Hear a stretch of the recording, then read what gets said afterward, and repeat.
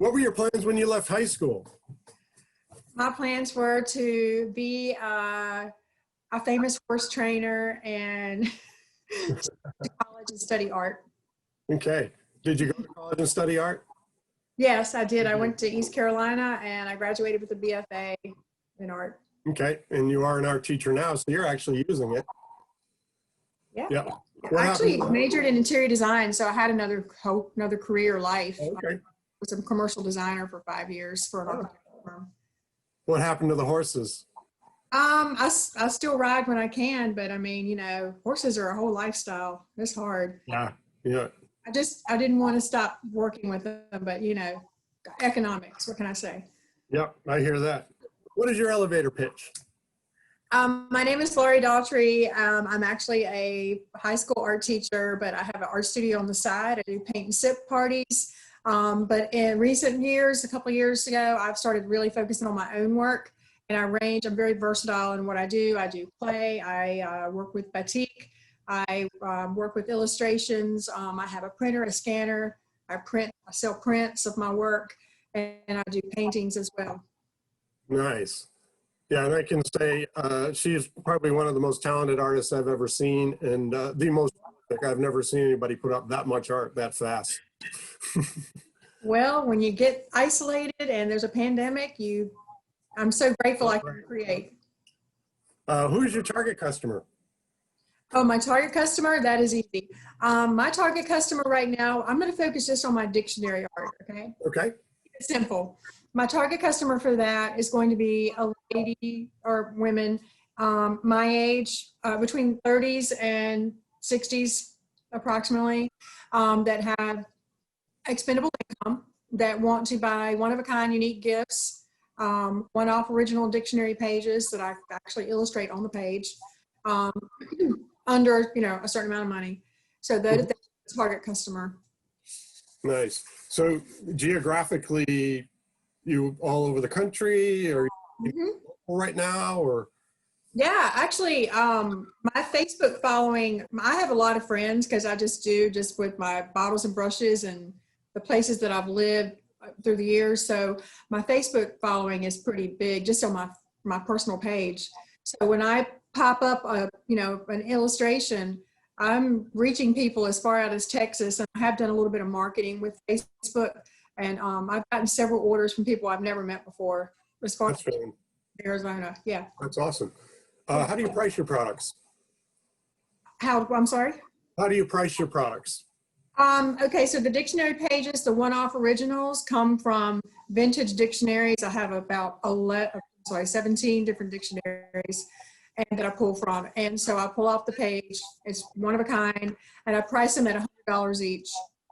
Okay. How did you arrive at that price? Demand. Demand, yeah. So I started out, I just like on a whim drew this scarab and I put it up on Facebook and it sold immediately, and I just sold it. So I eventually, just went ahead and raised my price because I couldn't keep up with the demand, and people still didn't bat an eye. Okay.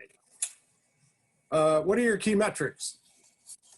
Okay, so in terms of, I'm not even going to go where we went with Etsy stuff. I'm just going to talk about, I am drawn to things when people respond to them emotionally. When I put something on Instagram or Facebook, then I know I'm on the right track and I'm hitting a nerve, and I'll continue down that vein until I just completely deplete it. So right now, like my dictionary art sort of kind of being level out a little bit, but it's not stopping me from making it. I'm just moving on to something else. I don't even know how to describe it. I just know that I've finished that particular series, and now I'm ready to do something else. And from that, I've gotten some commissions, and so I can work on those, Yeah. I don't even know if that answers the question either, but.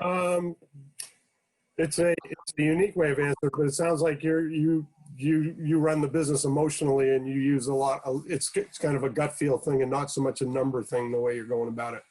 Correct. I don't look at data at all. I'm not data driven at all. I get contacted out of the blue and say, hey, can you paint a tree frog for my mom for Christmas? And I'm like, okay. Yeah, I know exactly how you feel. Like for me, I sold a very expensive clock today, but I put it in a box and shipped it away, which is great.